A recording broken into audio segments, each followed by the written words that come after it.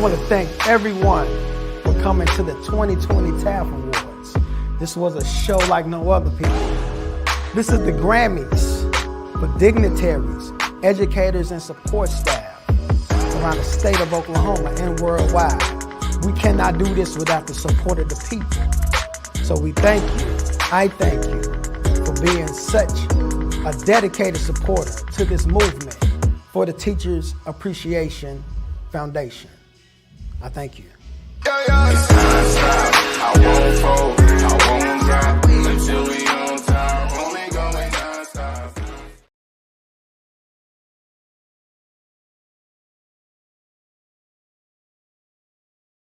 Bienvenidos a ¿Qué pasa, mujer? Welcome to ¿Qué pasa, mujer? Estamos aquí todos los domingos a las 4 de la tarde. We're here every Sunday at 4 o'clock Eastern Standard Time. And today, day of the month. So again, another month going by. It's July.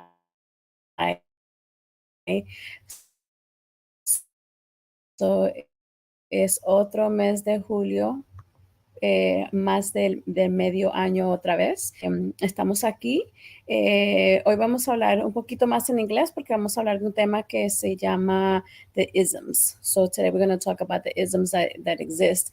Usually we hear the word like racism, which is kind of like the more popular ones. But there's other ones that exist. Let me just kind of give you a list of other isms that that maybe we're not aware of that we use on a not daily basis, but we're kind of like guilty of applying, right? So we have racism, sexism, ageism, ableism. So all of these different of isms are used, and sometimes we don't even realize it that we're using them, right?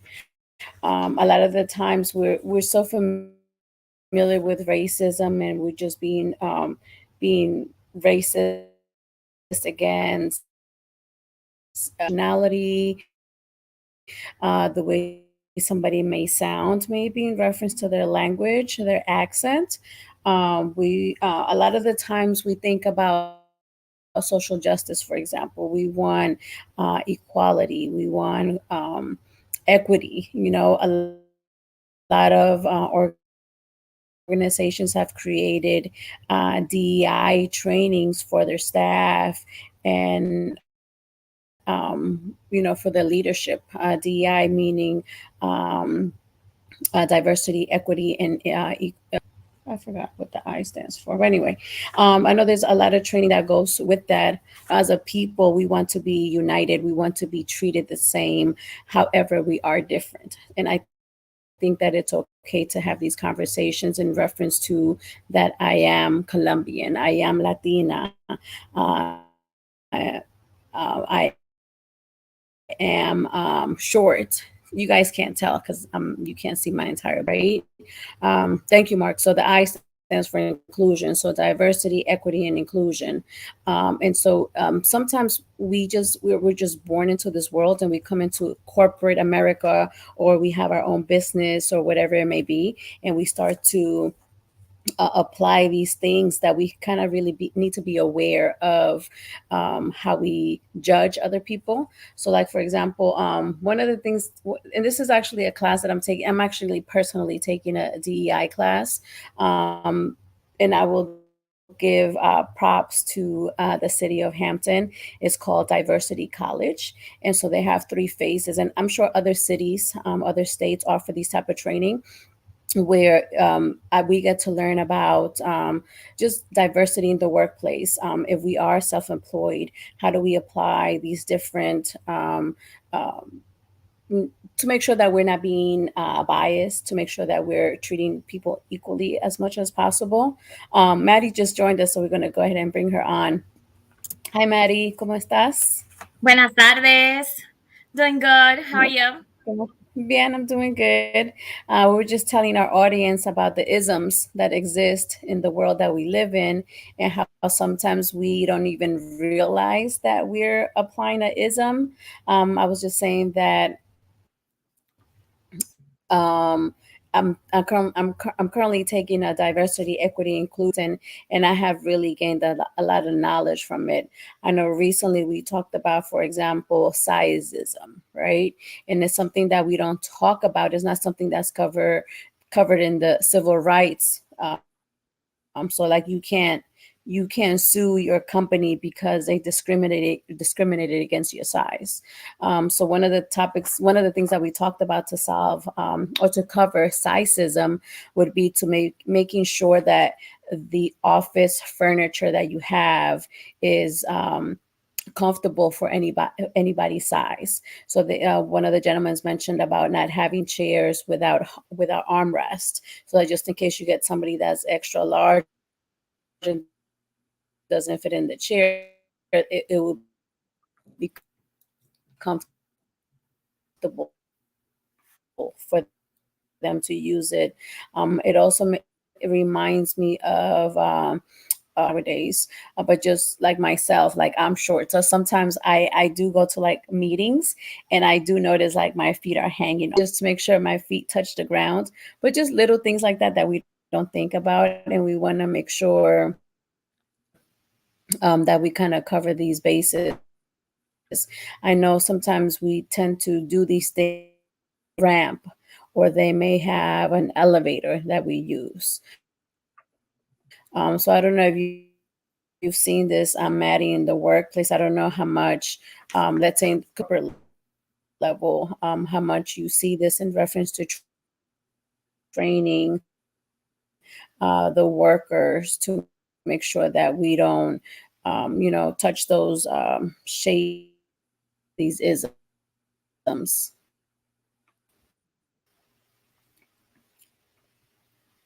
You're freezing, Viviana. Can you see me, or am I And I don't frozen know if too? maybe we're having a few techie issues because I know it's frozen on my end. The things that I kind of wanted to talk about, Maddie, whenever you come back on, is like, for example, in the job place in reference to isms, you might be discriminated against because of your age or because of your ability. Or it might prevent you from getting promoted, or maybe you got demoted, or you keep applying for this job and you're looking for a promotion, but they just continue to reject you for whatever that reason is.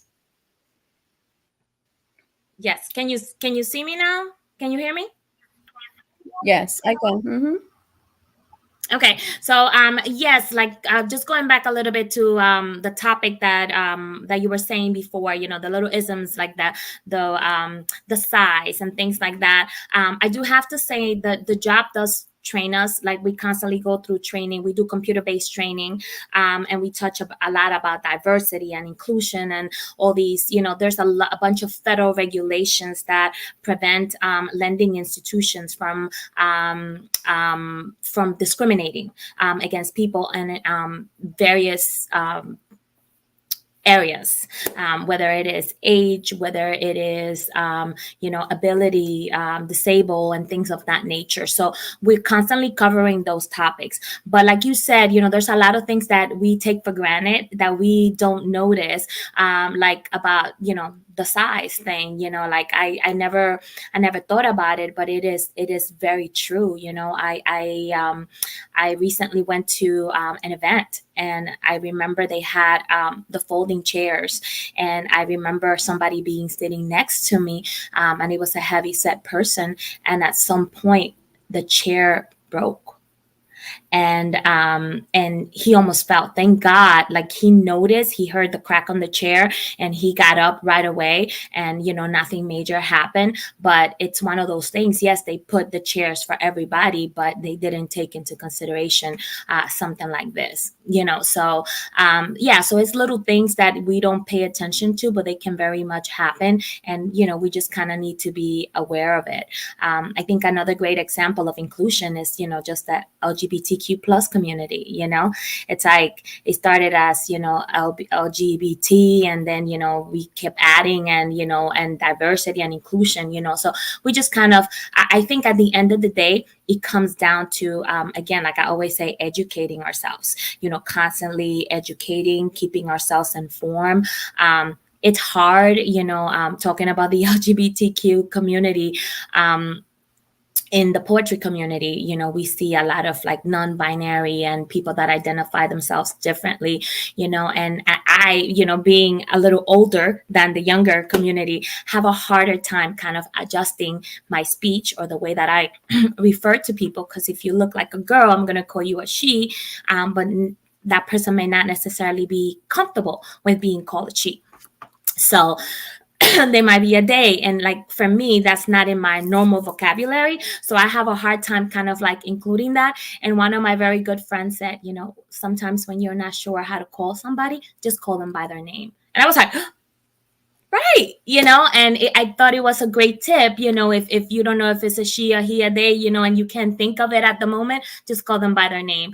And I appreciated that a lot. But again, it's us making a conscious effort to kind of notice the things around us and the little things that can make a huge difference and make somebody else feel comfortable and okay to be in a space and feel accepted. Because again, we talk about this all the time. At the end of the day, we just want to belong.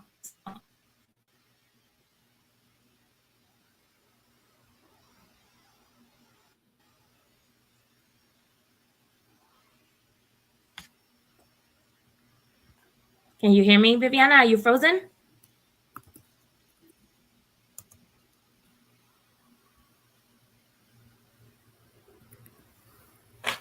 Can you can you hear me? Sorry, I couldn't hear you, Maddie. I think something is wrong. Yeah, I can hear you now. I Okay. think it's something on my end. But yeah, it's very true in reference to the conversations that we have sometimes, and sometimes we don't even realize that, we're committing some of these, you know, uncomfortable situations for people. I know within the training that I'm taking, even using the word or the phrase, "Hey, you guys, like, what are you doing?" That could be offensive to some people as well. So just age group to sometimes use some verbiage, and like you said, to, if you see a female, you would direct yourself as a female, and not knowing their preference as to how they want to be called. So I totally understand that. One of the things too was like, in reference, because we're always as a people looking for justice, right? Like women, we want equal pay, we want equal treatment, and we're still fighting for those things, right? And I think sometimes the isms that exist could be used or have been used in a positive manner. So I know, for example, even for myself,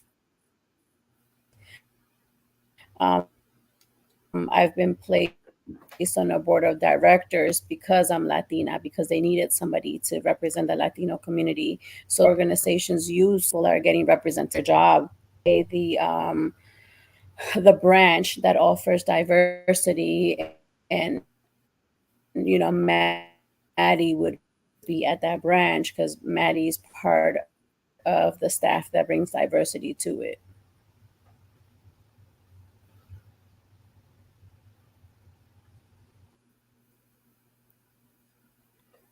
Yeah. I apologize. I think we're having some technical difficulties.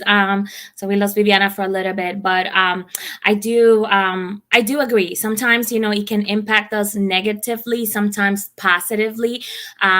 Sometimes it does close a lot of doors, when you're being discriminated against for whatever reasons. And sometimes it does open doors, like Viviana said. I as well have been in circles where I'm included just because I am the Hispanic, or I have more reference, about the Latino community, or can contribute in a different way because I am Latina. So we do see that a lot. I just want to say hi to Tangi. I see you, girl. Thank you for being with us always, and for your support.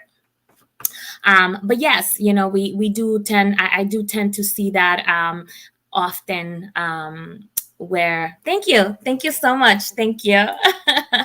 Tanji says she loves my necklace, so thank you so much. I think we're getting Viviana back. Let's see. Are you with us? Sorry, techie issues.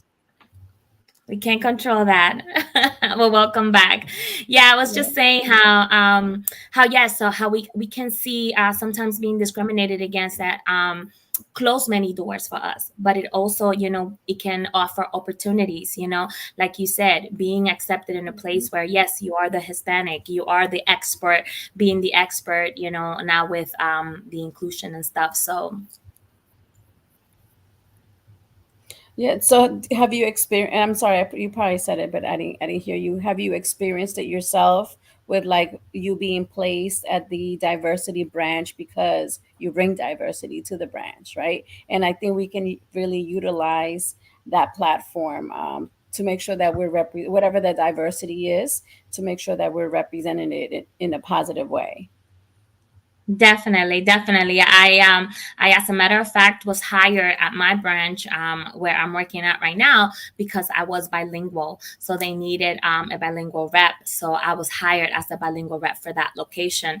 After that, I know I was moved to another branch out in Newport News because I was bilingual as well. So I also was the co-chair for a multicultural committee again because I was, bilingual and Hispanic. So yes, like we said, sometimes a lot of doors get closed. We were talking about earlier, being overqualified. I can tell you, I've done that a couple of times where I've applied for positions and I wasn't hired. And one of the excuses that I was giving is you're overqualified.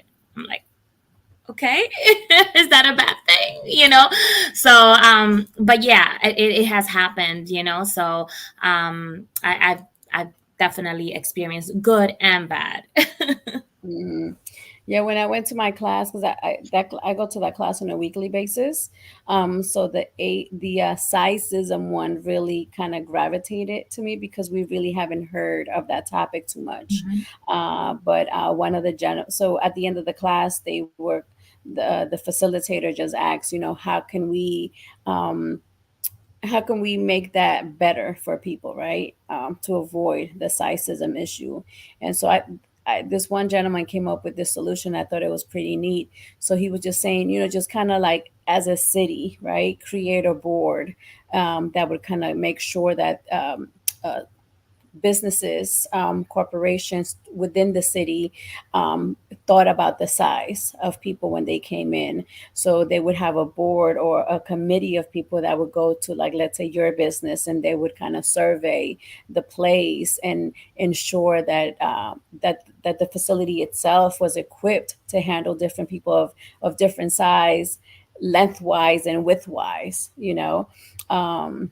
Because I see it all the time. Like today, my son went to a Top Golf, and they have like a ramp for the wheelchairs, but they don't have a elevator, to get from the ground floor to the main floor. So even something like that could be a hindrance for people. But I know I'm 4'11", but I tell everyone that I'm 5 feet.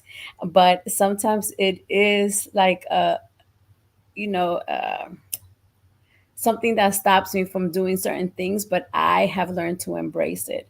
And like even just going to the supermarket sometimes to getting something like really up high, I always end up getting help, But I think the shelves should be equipped where I could go up top and get the juice that I want.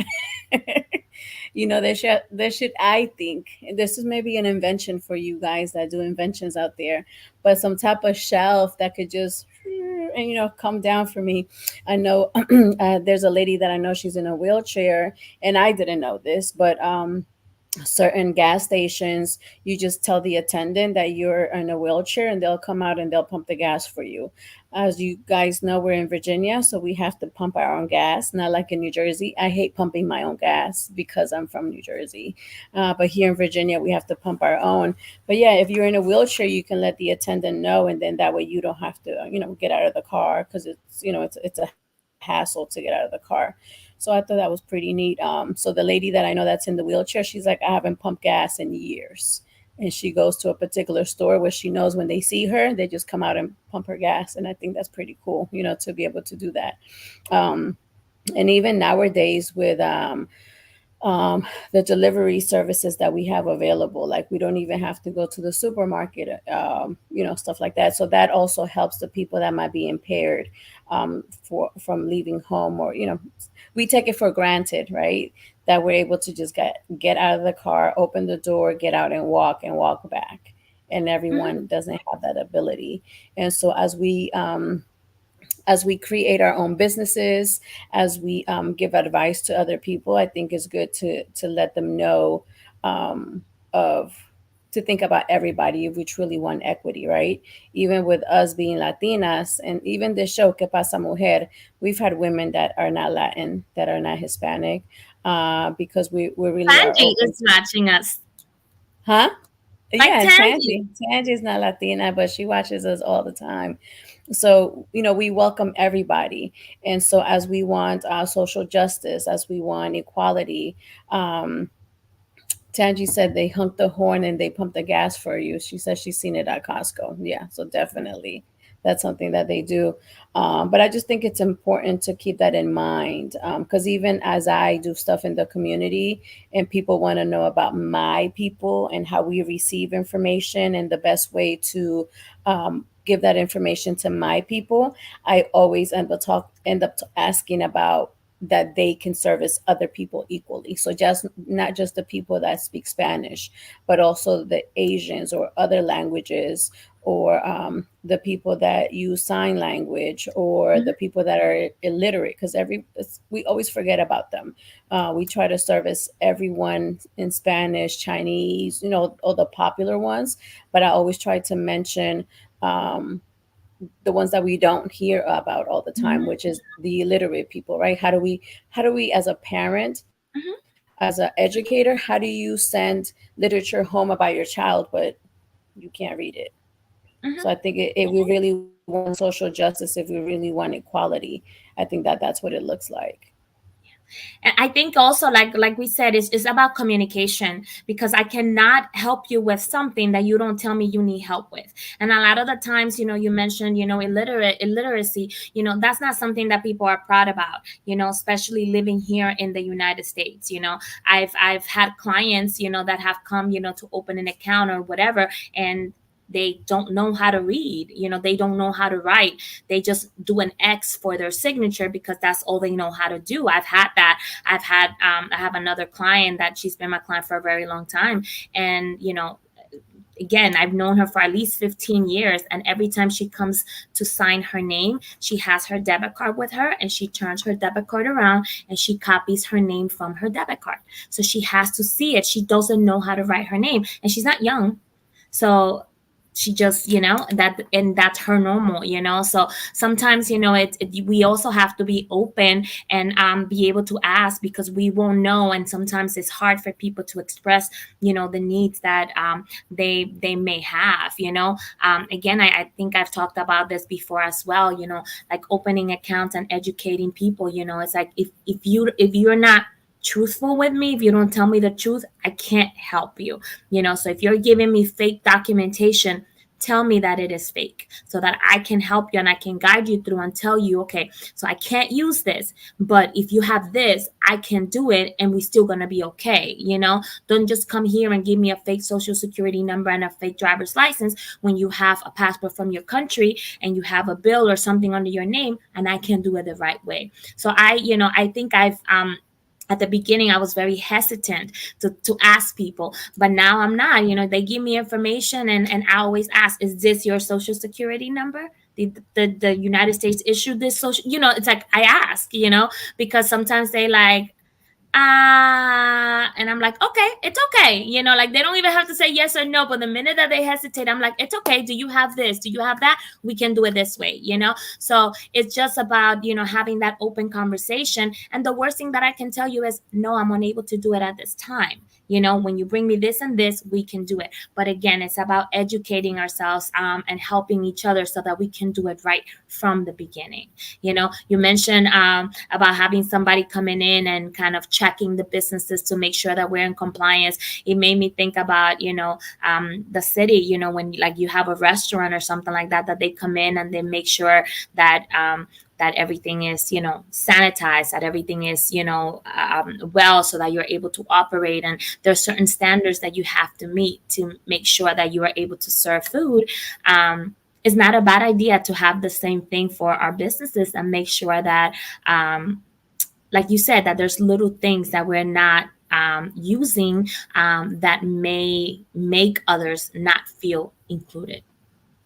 Mm-hmm. Yeah, I think that's pretty awesome for cities to do that, because it's one thing to say, we're a city of equity and inclusion, but to actually see something in place happen and changes take place, because they have some type of rating, like an index throughout the United States of different cities and states as to how they fall under the DEI criteria. So I know for the city of Hampton, I think they're, if I'm not mistaken, almost at 100%, if not 100%. So they really put effort into not just saying that they are, but they're actually executing certain things to ensure that this is happening. So even the type of staff that they have, or having things in different languages available to people, and all of those things make a difference, right? So even with your company, Maddie, I just think it's awesome that they value people like Maddie, right? And that they put them in a place where I know that I'm here for this purpose. Like, it's not low key. Oh, let's put Maddie over there, just in case. No, like, they're intentional, right? They have looked Mhm. at the data and they know that there's a certain percentage of Latinos or diversity in this particular part of the city that you're in, and they put you there on purpose. Because I think it's and I think it's fine when when corporations do this, because of course I'm gonna feel comfortable with you. Like, if I come into your branch and I don't speak English, I'm gonna feel comfortable. So it's part of the customer service from your company to embrace me, because now you're giving me someone that represents me, that looks like me, that sounds like me, and it makes me be more loyal to you. And I just Correct. think that that's very valuable. Correct. There's some topics, that or certain spaces of our lives, that they do require that trust factor. Like I always say, when it comes to people's health, to people's money, those are things that you have to trust whoever you're dealing with. If you go to the doctor and you tell the doctor half truth, then you're not going to find full solution to whatever you have going on. You have to be honest. Again, and then sometimes it could be communication, and sometimes it could be, again, that trust factor. So if you make sure that that person can be understood, can feel comfortable, and can trust you, you are more likely to solve whatever situation or be able to offer them a solution to whatever situation they're going through. So Mm-hmm. Yeah. Have you ever, as we start to get older and mature, how do you think we would handle the ageism issue? If you have felt, I haven't felt it, I feel it with the kids, but they're not doing ageism. They're just like, Miss V, like, look at your gray hair, or stuff like that. But I wonder how it feels. Like, I think I told you guys, but recently my mom started working for Peninsula Agency on Aging. So, and my mom is in her 60s, and she just loves working there, and they embrace her. And the younger people help her with the computer issues that she has, and she doesn't care asking for help, But the agency itself, because it's the agency on aging, they embrace her age, right? But not every company is going to do this. Not every company, like one of the ladies that just started working there recently, I think she's in her late 70s. But it's okay because of the culture of the company, right? But would any other larger company embrace it?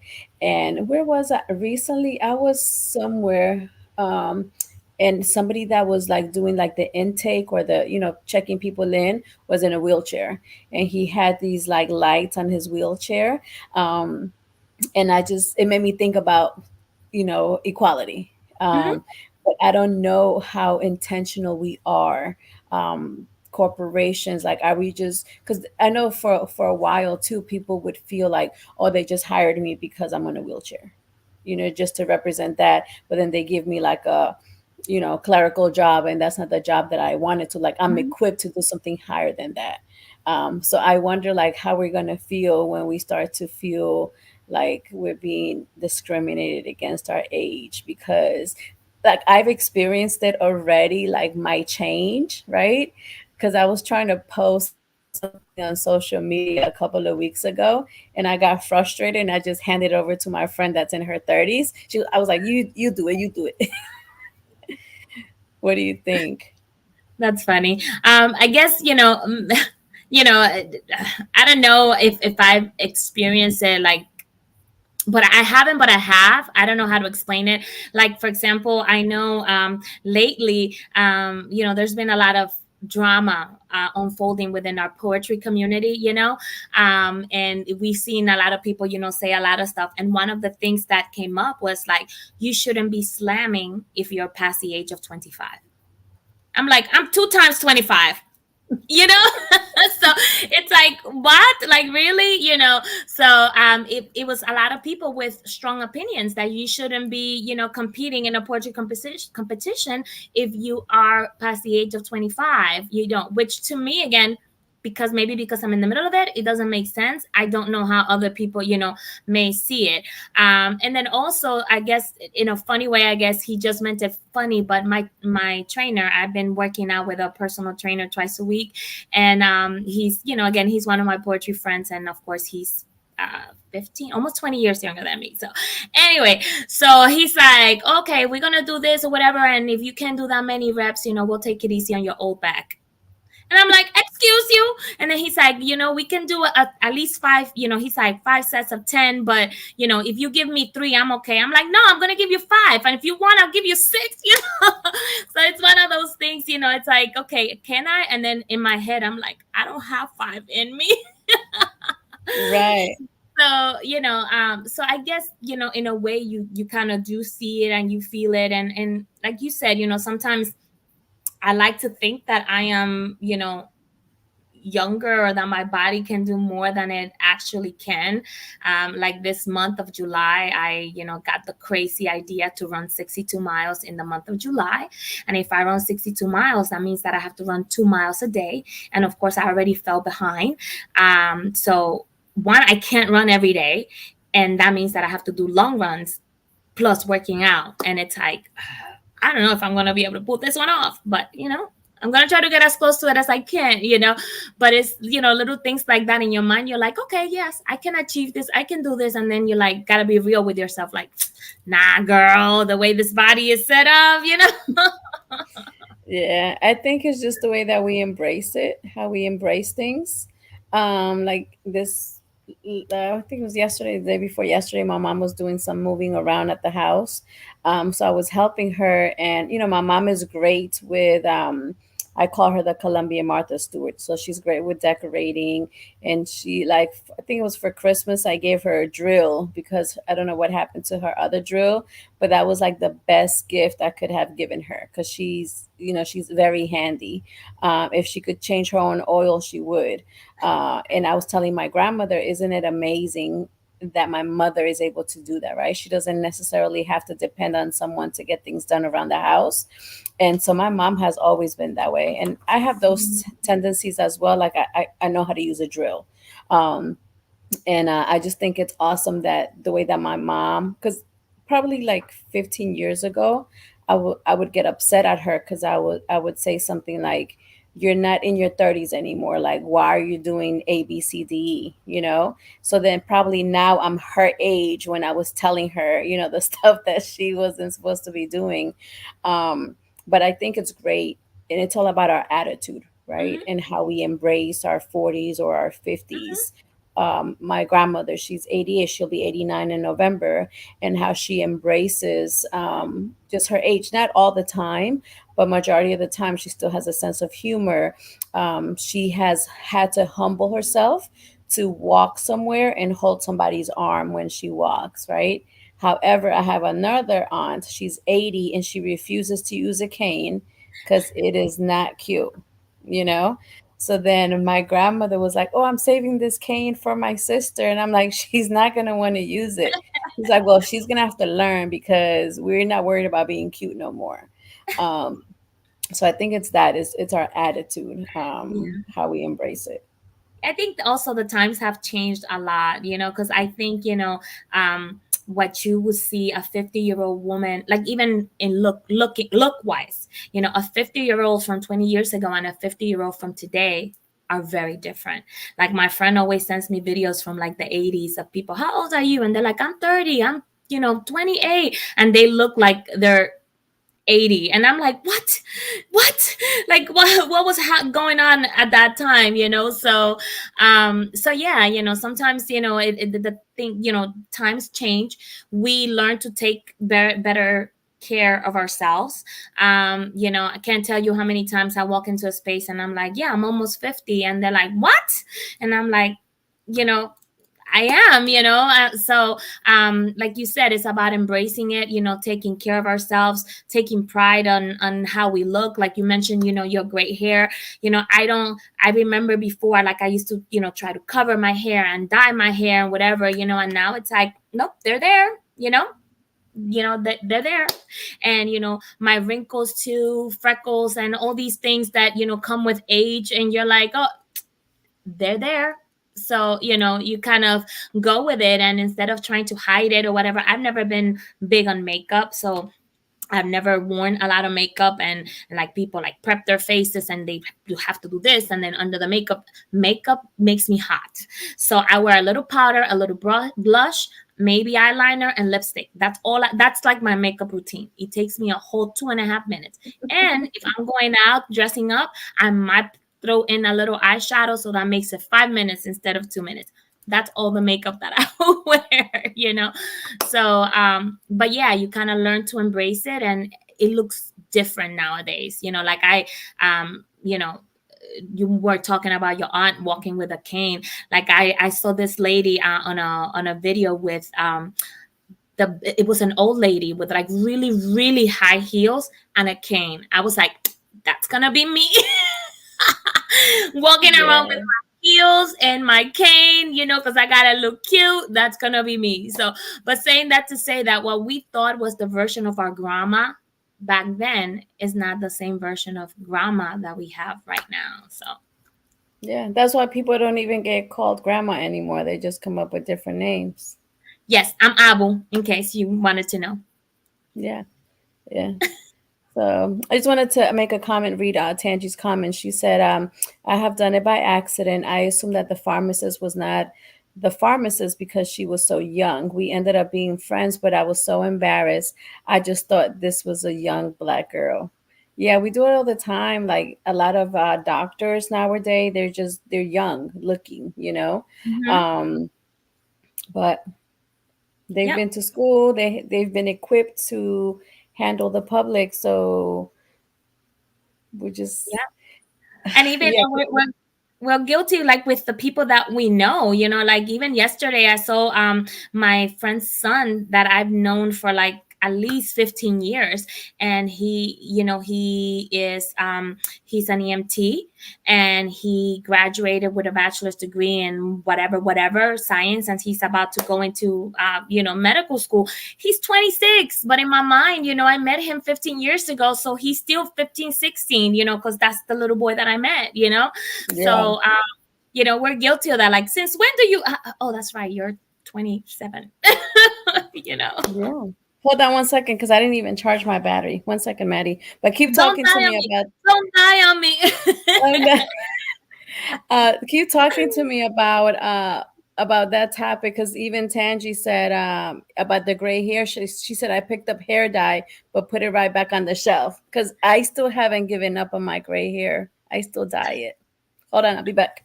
It's true. I used to Tangi, just so that you don't feel bad, I used to pick my gray hair too, especially like here in the front. Like I was like always hesitant about it showing, and then it just started come up by the bunch here on the side, and like I would hesitate to pull my hair back because of that. And then the other side now is matching, so I have the same amount on the other side. So yeah, it's getting ready. It's getting really out of control. But again, you just kind of learn to embrace it and accept it and play to it. Like I maybe do highlights now, and eventually, probably when my hair it's a little bit more white, I'll do white highlights, so that my hair looks salt pepper all over the place. Who knows? But yeah, I don't mind it at all. Like I don't mind. I remember growing up, I always used to say, I'm gonna be 35, and then after 35, I'm gonna be 35 for at least 10 more years. I used to say that. And now it's like after I passed 35, it was like, oh, great, I made it to 35. And then it's like, okay, I'm 36. Oh, yeah, I made it to 40. So it was not as traumatic as I thought it was going to be. So let's see what happens when I get to 50. I'll keep you posted.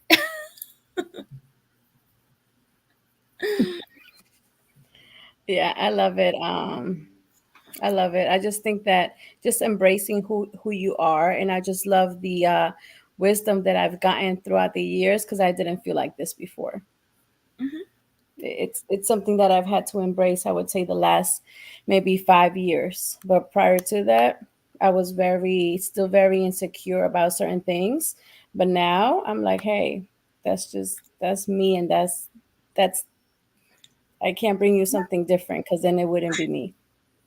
Yeah, and we always gonna be. I think that's just part of human nature. We're always gonna be insecure. We're always gonna doubt certain things and certain parts of ourselves, But it's like as you get older, it's like I can't. I guess because when you're young, you always think, okay, I got a couple of years to change this, So again, just for to give an example, losing weight. Oh yeah, Right. I will lose weight. I have time to lose weight. I have time to lose weight. And then 20 years go by and you haven't lost the weight. Like I always joke about my baby weight, like my sons are 21 and I just lost my baby. It just took me 21 years, Yeah. so yeah, so it's little things like that, you always think that you have time, but it's like as you get older, it's like I don't have time, so it's like why am I waiting until I get to look like this to enjoy this, it's like this is me, I always I talk about not never wearing a two-piece bikini. I never wore a two-piece, and when I was young, never, I always just wore a one piece. And I think it was a few years ago that I was like, you know what, I bought the little tank top with like the detached version, but still covering everything but detached. And to me that was a huge accomplishment. I was like, whoa, and then now I wouldn't say that I would go full two-piece, but it's gotten better because I gotten to embrace it. It's like it is what it is, and other people wear it, why can't I, so again, being comfortable with yourself, learning to love yourself, and like you said, this is what I have, so this is what you're getting. Yeah, because you can't change it, right? Mhm. Like these are my freckles, these are my wrinkles or whatever. Like that's just like I'm not ready to go under the knife yet to alter anything. Because it's my family, of course, in Colombia, we could easily go do it over there, but I'm not ready, for a stuff like that. I'm like super fearful of anesthesia and all that stuff. And I don't know, like right now I embrace it, but I don't know if in 15 years I can look in the mirror and still embrace it. I hope that I do, but I know that I could just make a trip to Colombia and, fix it And it's rapidito. affordable. Yeah, and then I'll, do a little semi vacation. So I don't have a problem doing that. Talk to me about a little bit about ableism because I'm not too familiar, right? Because I don't I come in contact with people, but at my job, sometimes it's different because I have full power of who I hire. So it's tough for me sometimes to see it from the other side, right? But like, what about like, so let's say someone got hired at your job and you just don't see that they're able to do the job, or you thought that they weren't able to do the job, but they did. Like, how do you handle situations like that? Yeah, I think it's human nature, again, for us to have preconceptions sometimes, when you see people, if I, like you mentioned, a wheelchair, like we make a lot of assumptions when we see somebody in a wheelchair, because we just assume that there's a lot of stuff that they are not able to do. But like you said, we might give them a clerical job or something that doesn't require a lot of movement, because we assume that they're in a wheelchair and they can't move. But we cannot make those assumptions. So I do know, as far as the bank is concerned, like I said, we do take a lot of computer based training, and there is a federal regulation that protects people with disabilities. So we have to be very mindful when it comes to hiring people with disabilities, and very mindful on how we treat our clients, with a particular with any kind of disabilities as well. So I guess on my end, at the job, I don't see it as much, because we are so very mindful of it, because it is a federal regulation, and we can be penalized if any of that is detected. So again, it's something that we talk about often, that we try to be mindful of, like you said, like make sure that there's a ramp, that we have a handicap door, that they can reach the counter, that so there's a lot of little things that we have to pay attention to, and make sure that that we put in place, so that things like that cannot happen. Right, right. And even sometimes, even using the word handicapped, right? It's Hmm. almost like a word that it's not, that we shouldn't use anymore. And just like you say, Maddie, all the time, just kind of staying educated, in reference to, um, the verbiage that we should be using, to make sure that we're not, crossing those lines, or making other people uncomfortable. It's just like, there's things, I always say, it's about empathy, right? Hmm. There's certain words that may trigger me, or may trigger my culture, where I might feel offended if I'm not educated, if I have that attitude of, taking offense to your comment, right? And then Hmm. Mark just mentioned ableism is more about how we treat the people with Hmm. disabilities, right? And how they do things. And so I think sometimes I tend to, and I guess I would have to ask the people that are in my circle on a daily basis, but I truly try my best not to assume things. I always go into conversations with asking, can you do this? Are you able to do this? And, people, a lot of the times people will be honest with you, and they'll say, let me try. I've never done that before, but if you teach me, I could probably do it. Right. And so that's something that we're willing to accept. Like over the summertime, I have a summer camp, and so we have some workers, some teenagers from the city of Hampton, that come and work with us. And so they come and they work and they assist, but we're also mentoring them. So we've had, I personally haven't, but other employees have had situations where one of them, they don't ask like, hey, is it okay if I take Monday off? They just say, I'm taking Monday off because I have to do A, B, C, D, E, right? So just, but giving people, I think, the opportunity to do how they do things, and then for us to be mindful as to how we correct them, to give them criticism in the right way, to say, hey, next time you should handle it this way, right? Hmm. And I think that's all part of the educational piece that you talk about all the time, Maddie. And because I just think that we're all human beings, we're not robots, right? Hmm. We're learning every day. It's just like, this is my first time being 26, this is my first time being 36. So I'm just kind of winging it in a way, because I'm doing life as you're doing life, Hmm. and I think sometimes if we, as leaders, as people of wisdom, we should really set back a little bit, and just have some type of empathy for whether it's an older person or not, but just have empathy, because we don't know what their situation is. But if they're willing to, why not? Right? Correct. Correct. I agree 100%. Sometimes, like I said, sometimes we have preconceptions about what people are able or not able to do. And like you said, you always have to ask the questions, because you never know. Like we see somebody in a wheelchair and we just assume, oh, they're not able to move.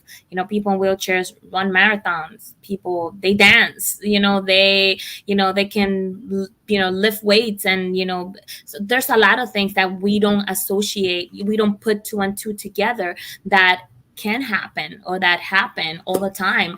And just because it's something that we don't see often, that's not the first thing that comes to our mind. So yes, asking the question, just like we talk a lot about, people making assumptions, about our culture. Like I talk about it all the time. People see me and they're like, oh, so you're Puerto Rican, and again, nothing wrong with being Puerto Rican, but I'm not Puerto Rican. So if you ask me, I will tell you, where I'm from. So if you're not sure, then just say something just to say something. It would, a better question would have been, not are you Puerto Rican, but where are you actually from? And there's nothing wrong with me saying, oh yeah, I'm Dominican, and them saying, oh, I thought you were Puerto Rican. It's almost the same thing. We're both from the Caribbean. That's a different conversation and a different approach. So like we said, it's just about us being mindful how we express yourself, the things that we say. Like you were saying, instead of saying handicap, maybe the word disable a little bit better.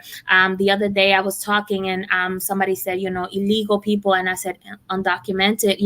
So it's little things like that. How can we make it, not, because I think sometimes it feels degrading, or that we are demeaning, when we say certain words.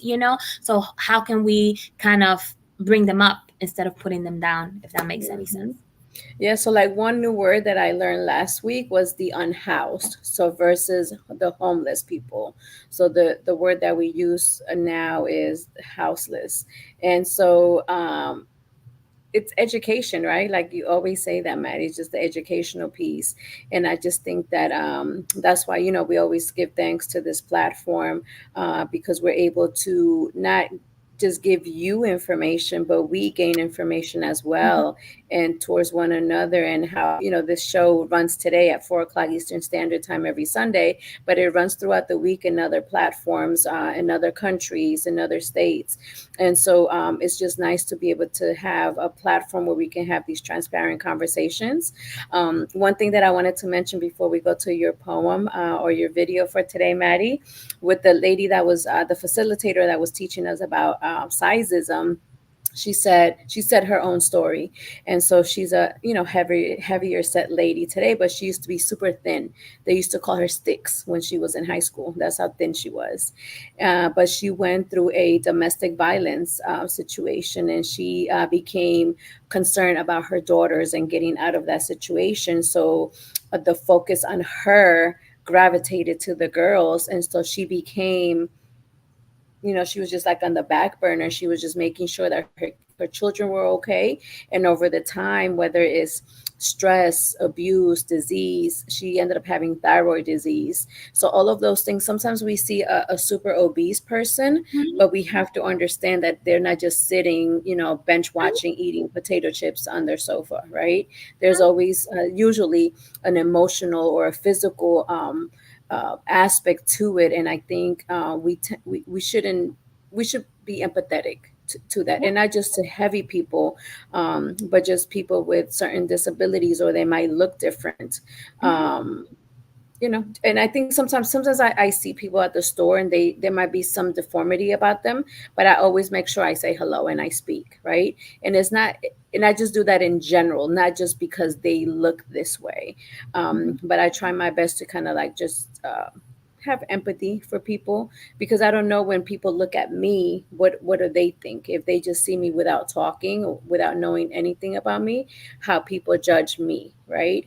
And I think it's human nature, right? And even within our culture, right, Maddie? Like we talk junk about our family members, and can you believe that? Da, da, da, da, da, da, we can go on and on. But I think at the end of the day, I think it's love, right? And I feel like there's nothing, I'm not going to talk to my cousin and not be able to tell like Tangi to her face, like, like that was messed up, but I will talk about you to my cousin too. But I think it's part, I know it's part of my family and part of my culture. When we all get together, we end up talking. Even like my grandmother would say, "En qué familia íbamos?" Like which family were we talking about? Because we just do it all the time, but it's truly out of love. But I just think, like you guys know, like I'm a people watcher. Like just put me on a waiting area at the airport, like I'm good, And I just think that I start to judge people, right? Like, oh my God, like how they're dressed, and I start to like picture the type of lifestyle that they have, or it's just crazy. It's bad. I need to stop You doing gotta it. write a book now, Viviana. You gotta write a people watching like little chat book or something. Like sit there and put a date on Yeah. it and pick three people and then accumulate them and kind of like Yeah, that but would be then I get fun. in trouble because then I'm like, oh my God, you're staring. Like one guy at the store one time, he was like, "What are you looking at?" And I was like, "I'm sorry." That is hilarious. Yeah. But yeah, with the family thing, we do it all the time, and I think sometimes like it's just certain things like we talked about all the time, like nicknames that we get, by the way that we look, like it's funny because there's videos online that say, Gorda. Mhm. Hispanics will literally pick your biggest insecurity and make it your nickname, and I think about Out of that all the love. time. Yeah, out of love, like I think about it all the time, like my mom sometimes used to call me negra, and my dad, and it's like, okay, I'm not black, considered black in DR, but it's like I am, so, but it was one of those things, gorda too, like la gordita. I was always known as la gordita everywhere I went, so since I could ever remember. So yeah, we do that. Yeah, the translation to English would be horrible. Like it uh, would be traumatic. You would need therapy for your entire life. But in Spanish, it doesn't sound that bad. it's cute. Yeah, it's a term of endearment, fatty or blackie. Those are the words that it would translate to, but it doesn't sound like that in Spanish. It sounds very loving, actually. Yeah, that's what just Tangi just asked. So yeah, negra means black, like little black girl, Black, yeah, and then gordita means little fat girl, you know. yeah, But yeah. yeah, it was a term of endearment, and it was something that I was And they still just use so them used. now. Like they still use it now. It's not something that has stopped, but it's truly a term of endearment. Definitely. It is. I call my granddaughter mi gorda, she's just chubby and Yeah. cute, so she's my gorda. So yes, yes. Yeah. So tell us a So little bit about the video we're gonna play, Maddie. yes. So this year, I just want to say, Mark, I love that nickname. Mark said that his friends called him Fuzzy Bear when he grew his beard for the first time. So I love that. I think we might use that.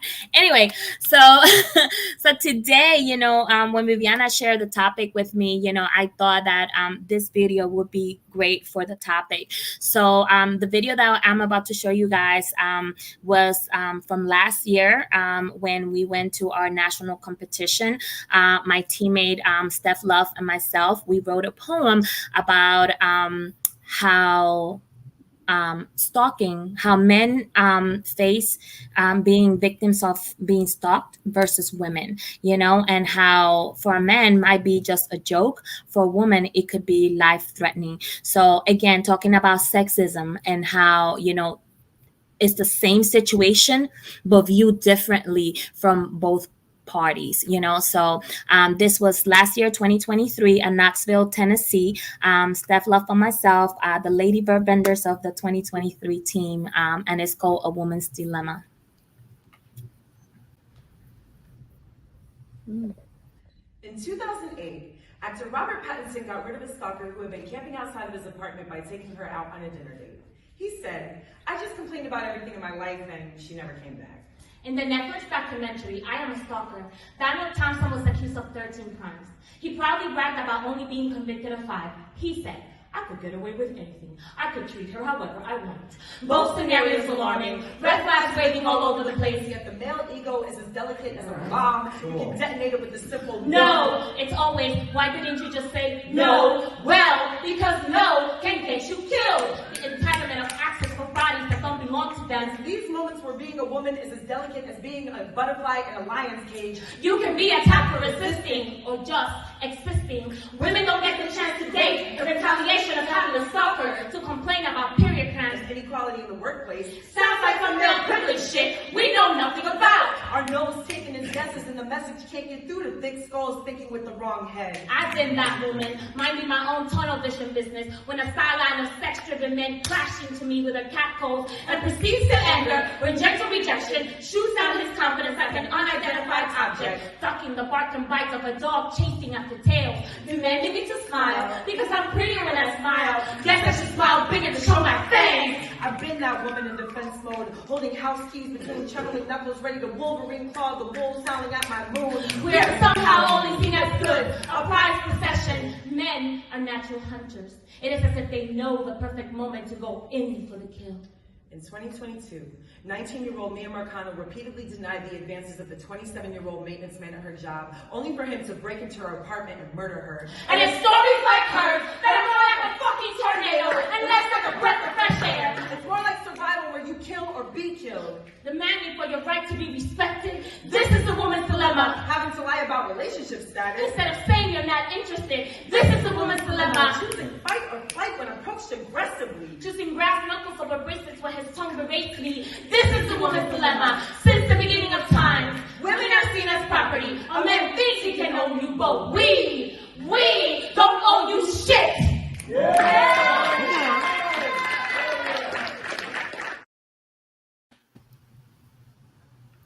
I love it. That was good, Maddie. Thank you. Thank you. Yeah, and right aligned with what we were talking about. Just I just ask everyone just to have empathy for other people, because we want empathy given to us. So just keep that in mind as you walk the steps that you walk every week. And don't forget that Latinos contribute $3.2 trillion to the economy, because I almost forgot to say it, Maddie. So I just want to make sure that we spread the word to be empathetic, right? To love on people, to always think the best and not the worst. And remember that $3.2 trillion that we contribute, and how powerful we are, and how we can use that to the benefit, continue to use it to the benefit of the country that we live in. So enjoy and be empowered. Thank you, Tangi. Thank you, Lily, Marlene, everybody that's watching us, and everybody that contributed to the show today. And Mark, of course. We love Mark. Fuzzy Bear, right? Was that the name? Yes, Fuzzy Bear. Thank you. I hope everybody has an amazing week, and we'll see you guys next Sunday at 4 o'clock Eastern Standard Time. Hasta luego. Thank you. Buenas tardes.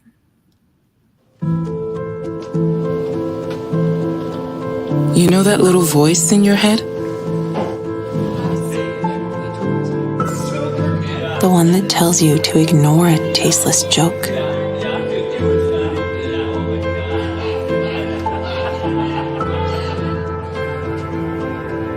The one that tells you to keep quiet when a client makes a racist comment.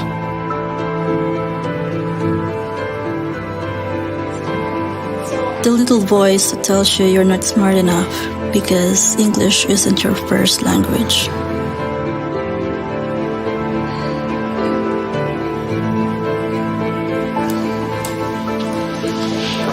Or that it's okay to judge someone for leaving early because they have family commitments.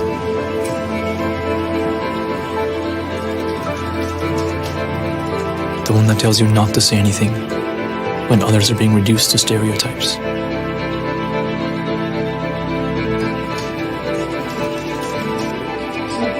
Or that it's not a big deal when everyone's opinion isn't considered.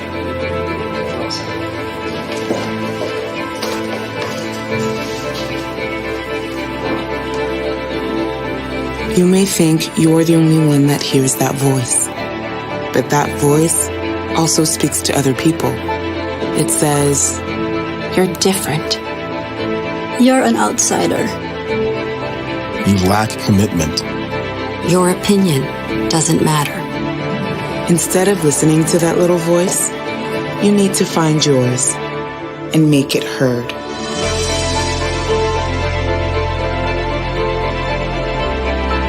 It's time for all of us to speak up.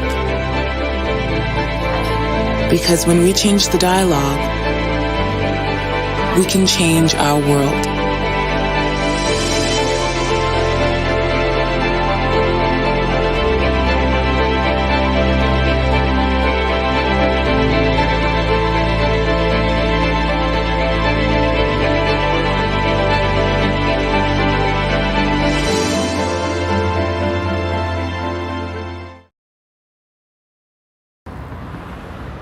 One cafe latte for Dante.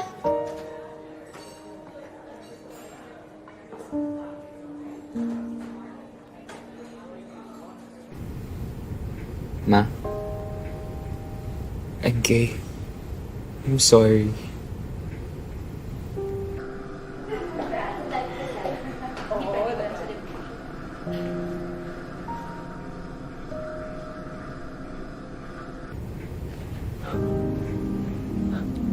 I'm sorry.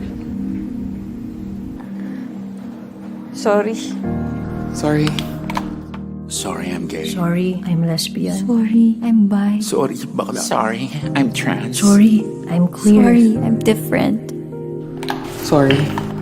Maulan na ako. Sir Dante!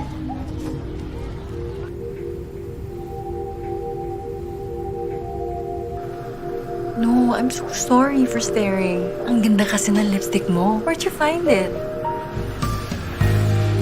Ay, sir. Ako po ang dapat mag-sorry. Nakalimutan ko po yung pastry nyo. Wait lang po ah. Thank you. Kahit sino ka pa, I love you, anak.